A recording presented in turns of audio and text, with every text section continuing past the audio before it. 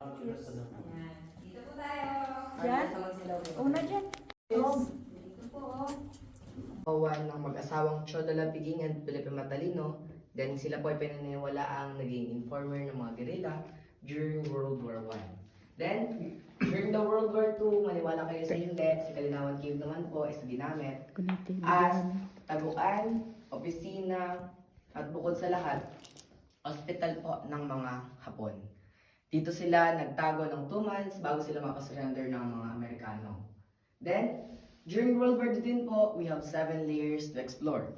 The 6 to 7 layer po, or yung ika-6 at ika-7 palabag po ay tagos sa Montalban Rizal, Pamintinan Cave, malapit sa Wawa Dam. Kung ita-travel po natin yon, yes po. Kung ita-travel daw po natin yon, aabutin tayo ng 9 to 10 days. Dito, itong daan na to, itong... Yes po. Ginawa po nila itong tunnel Exit. noon. Then, let's talk about the name po. Bakit siya? Nangyari po. Nauntog na naman.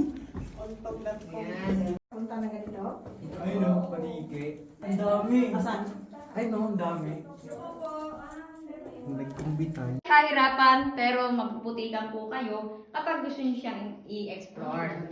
Pero halos ganito na rin makikita. Meron po tayong tinatawag doon na adventure. Meron. Ready? 1, 2, 3. Isa pa. Yeah. 1, 2, 3. Okay, isa pa. 1, 2, 3.